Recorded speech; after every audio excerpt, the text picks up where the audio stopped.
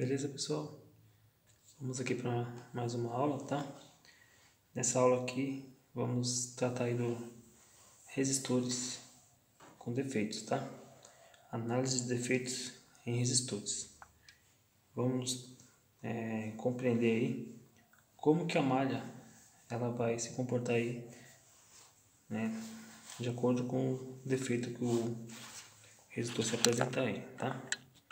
Então veja aqui, pessoal, que eu tenho 3 circuitos, tá? 2 resistores em série, né? Em cada. Veja que aqui eu tenho, nesse primeiro aqui, ó, 2 resistores em série, tá? Sendo que o meu R1 é de 20K e o R2 de 40K. Chegou pra gente, né, na nossa bancada, quando a gente medimos esse ponto aqui, né? Ponto A, nosso ponto A, encontramos a tensão aí de 6 volts, tá?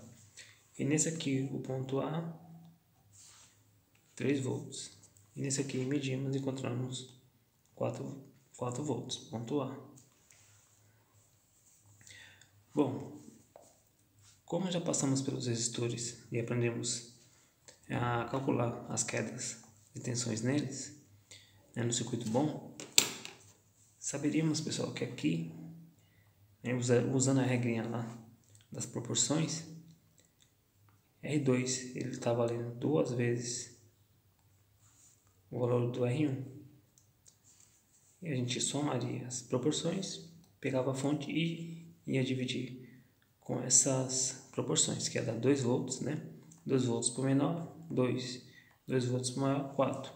Então, a gente teria que encontrar aqui 4 volts, tá? Mas foi encontrado 6 volts. Então, o que significa? Há um defeito aí, tá? Então, a nossa análise agora é descobrir qual que é a falha, quem é o componente que está com defeito, tá? Vamos considerar, pessoal, duas falhas aí, dois defeitos no resistor. Ou ele vai abrir ou vai alterar. Alterar para quanto? 99%, pessoal, para mais. E apenas 1% aí para menos. Tá? Significa o quê? Que se eu tiver um resistor de, vamos dizer, de 100K, temos mais probabilidades que ele vá para mais, né? Ou seja, ele altere lá para 150K, 250K, né? 300K, do que ele vir para, por exemplo, 80K, 70K, tá? Pode acontecer, não estamos descartando, tá? Mas 99% vai ser ele alterado para mais. Lembrando da tolerância, tá? Lembra da primeira aula? Temos aqui, ó, um resistor de 100K, então sabemos que ele tem uma tolerância de 10% para mais ou para menos, ou seja, entre 90K e 110K, consideramos normal. 150, passou disso, já é um defeito, tá? Então, pessoal, como saber aqui qual é o resistor e qual é o defeito desse resistor?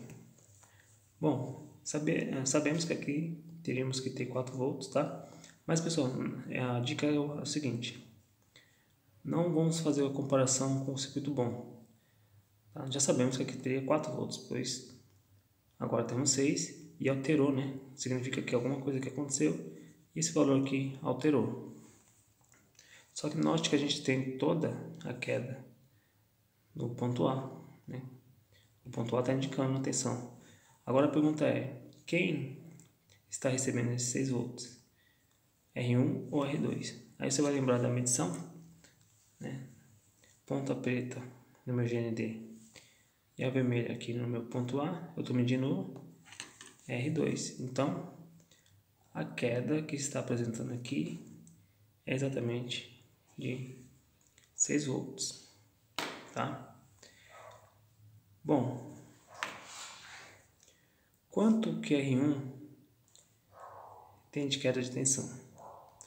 Aqui, pessoal, fica simples. Ó. Eu pego 6 volts menos o ponto A. 6 menos 6 é igual a 0 volts. Então, veja, pessoal, que não está tendo queda de tensão no meu R1. Tá? Se você assistiu, pessoal, a aula de circuito aberto e circuito fechado, você já matou a charada. Tá? Por quê? Porque eu tenho toda a minha tensão no ponto A, né? E não há circulação de corrente. Por quê? Porque meu resistor não está tendo queda de tensão. Então aqui você vai lembrar do que? Eu posso dizer que esse circuito está equivalendo a isso aqui, ó. Deixa eu pôr aqui.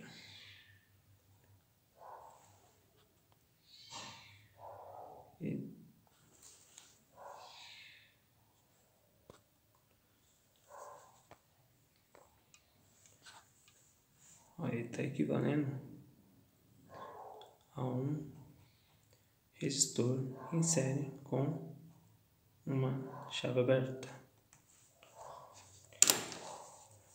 Tá? E lá na aula a gente entendemos, né, que no ponto aberto se concentra toda a tensão da fonte e não há circulação de corrente. Por isso que não tem queda no nosso resistor. Então aqui, o nosso defeito é R2 aberto, tá? Ele abriu, então ele se tornou a maior resistência do circuito, né? O ponto aberto se tornou a maior resistência e toda queda, né, fica no ponto aberto. E não há circulação de corrente, por isso não teve queda no nosso R1, tá bom? Bom, agora vamos para esse aqui, ó, o exercício 2.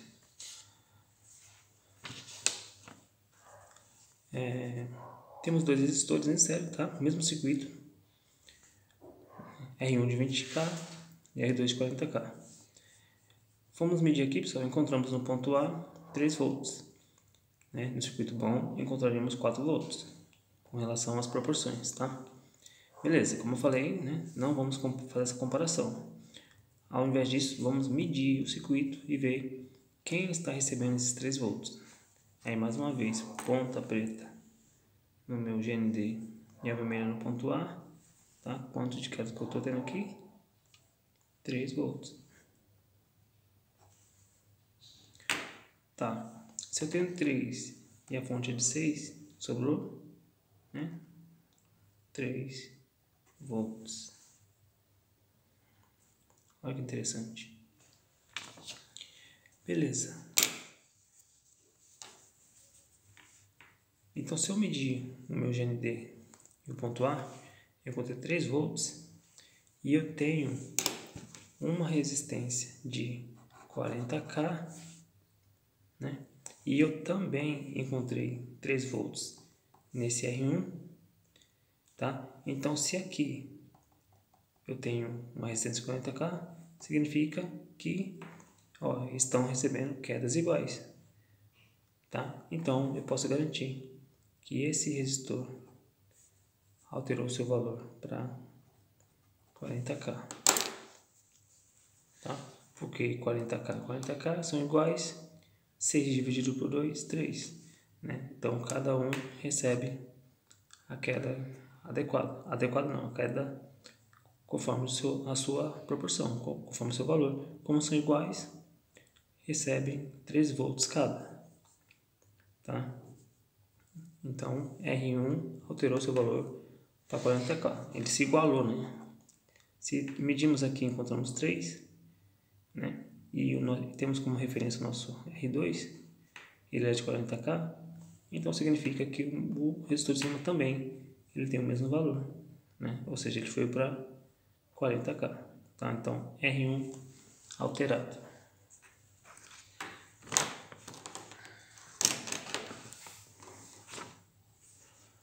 Bom, temos o terceiro aqui. Aqui muda, né? Eu tenho agora o R1 de 40K e o nosso R2 de 20K, tá? Mesma coisa aqui, pessoal, né? Se a gente fosse ver o circuito bom, esse vale 2, esse vale 1. Se a fonte é de 6, então teríamos que ter 2 volts no ponto A.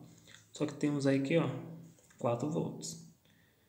Mais uma vez, ponta preta no meu GND e a vermelha no ponto A. Quanto que eu tenho? Exatamente 4 volts. 6 menos 4, 2 volts. Fica simples, né? Também, se eu tenho 4 aqui e a fonte é de 6, então R1 está recebendo 2 volts. Bom, e agora? Como que a gente analisa isso? Descobrimos as quedas, né? Então, veja só. Eu tenho um resistor de 20K, tá? Ele está recebendo 4 volts. E veja que o meu resistor de cima, ele está recebendo 2 volts. Só que esse era para receber mais, tá? Então significa o quê? Que o meu resistor de baixo, ele está valendo o quê? Quantas vezes 4 é maior que 2? 2, né? 2 vezes 2, 4. 4 dividido por 2, 2. Então significa, pessoal, que esse aqui é o meu resistor alterado, né? Ele alterou para 80K, concorda? Tá? Ó, medi o circuito e encontrei 4 volts. Então, só que no meu resistor, ele é um resistor de 20K. E em cima é o resistor maior, 40K. Só que aqui no defeito, o R2 apresentou uma queda de 4 volts. Tá? 4 volts no R2, então sobrou 2 volts para o nosso R1. Só que o R1 é de 40K. Tá? Então eu posso dizer que eu tenho o dobro, né? Eu tenho 2 vezes o valor de R1. Tá? 2 vezes 40, 80K. Tá? Então, se eu tenho um resistor de 2 volts e o de baixo está valendo o dobro, então significa que eu tenho o dobro da resistência do R1. Tá? 80K aí já foi o resistor alterado. Lembrando, pessoal, que na análise de defeito você não precisa descobrir o valor, né, para quanto foi alterado. Tá? Aqui é mais uma didática e é bom também, né, para você estimular o seu raciocínio aí, sua lógica, né, ajuda muito. Mas quando você bater o olho, medir, pessoal, isso que eu estou querendo afirmar aqui para vocês, medir o circuito, tá? Aplicando as regrinhas, né? O maior teria que receber a maior queda, né? Só que inverteu, então alguma coisa está errada. Tá? Aqui eu tenho toda a tensão no ponto. Quando eu medi, não encontrei tensão no nosso, queda de tensão no nosso R1. Então significa que não está tendo circulação de corrente, né? E já, pessoal, sempre olhando para minha fonte, se eu encontrei ela toda em um ponto, significa que eu tenho uma chave aberta, tá? E a chave aberta concentra toda a tensão da fonte e eu não tenho circulação de corrente. Beleza, pessoal? Então isso aqui, pessoal, você faz a mesma coisa na prática, tá? Medir, tem que medir, lembrar do que você aprendeu. Lembra que a gente estudou o componente bom, né? Entende como ele funciona. Quando você pega o defeito, fica mais fácil para você entender e chegar na solução. Bom, agora para finalizar,